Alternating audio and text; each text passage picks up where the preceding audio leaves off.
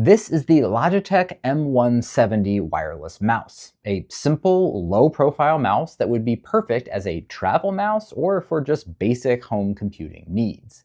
It's only $15, meaning that it is currently the cheapest wireless mouse that Logitech sells on their US site, but I'm still going to give it a full review so that you can avoid wasting your money, even if that amount of money is small. Now, as a disclaimer, Logitech has sent me products in the past, but this particular mouse was purchased with my own money. There's affiliate links down in the video description if you decide that you want to pick one of these up.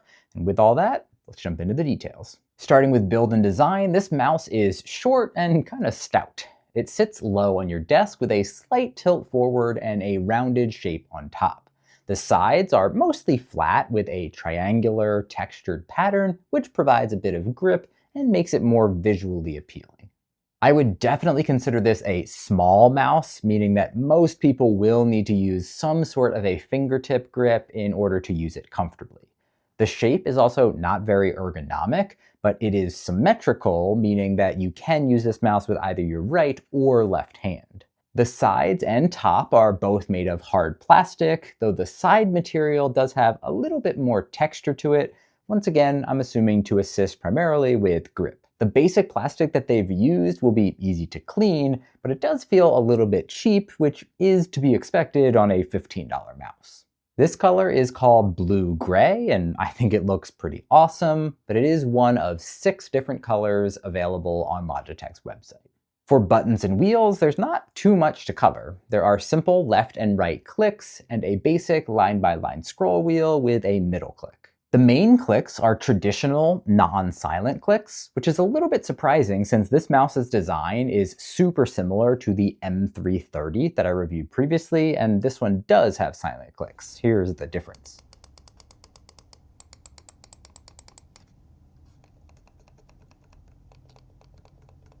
The click sound is fine, but I'm always a fan of getting silent clicks whenever possible. The scroll wheel is very simple, and despite looking a bit like rubber, is also made of hard plastic. It works just fine as a regular scroll wheel, but it does make a pretty annoying sound when you use it. It's a little bit clicky and also somewhat pingy as well.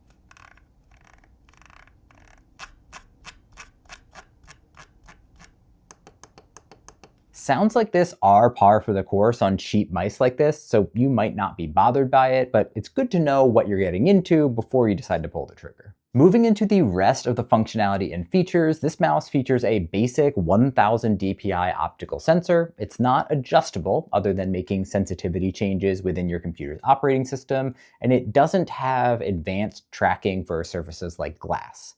In my testing, it worked just fine for just typical office tasks using a regular mousepad. Connectivity is done via a provided 2.4 gig USB receiver only. It does not have Bluetooth, and it is not compatible with Logitech's unifying receiver or Logi Bolt. The benefit of this approach is that it is a simple plug and play, and the mouse has a very quick sleep to wake after leaving it idle for an extended period. The negative is that it can't be easily used across devices without having to move that receiver from one computer to the next. And you'll need to have and occupy a USB-A port on your device in order to use the mouse at all. This mouse is compatible with Mac, Windows, Chrome OS, and Linux, and for power it runs on a single AA battery, which gets up to 12 months of use.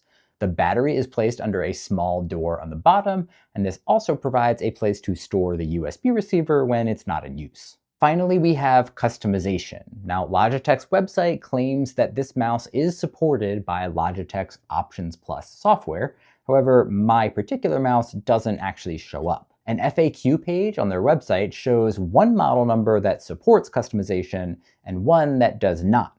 Now, unfortunately, my model number doesn't match either of the ones shown on this site, so who knows how many different variations there really are out there.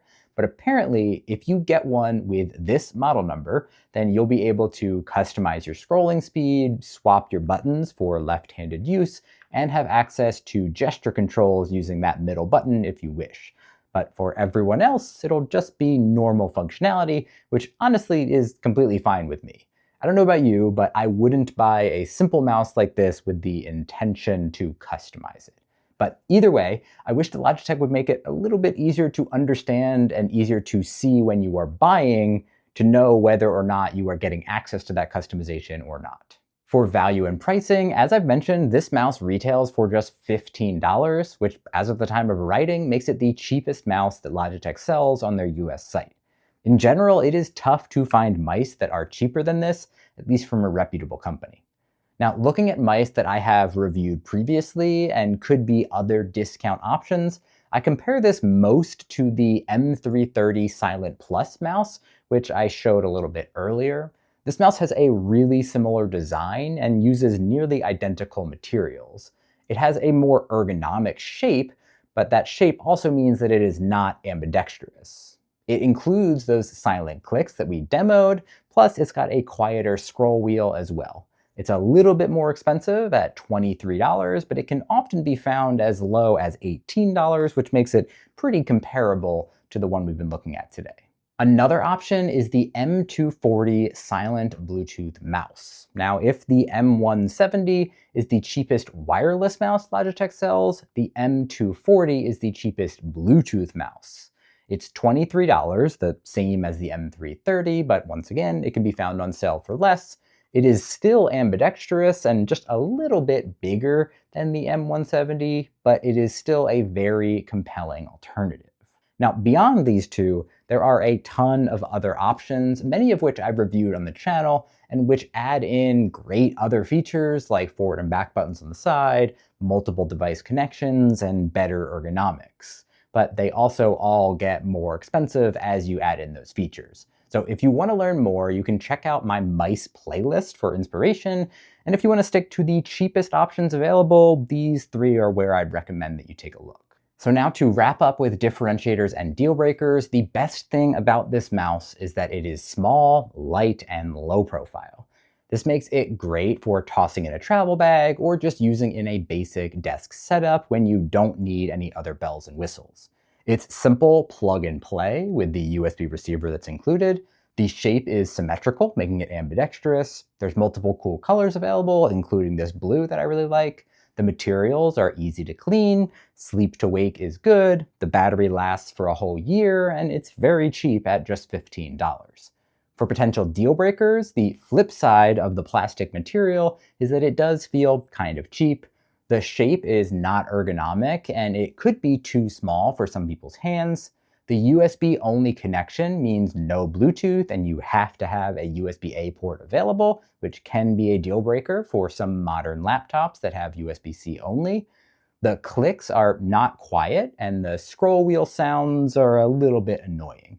Finally, there's no extra buttons like forward and back on the side.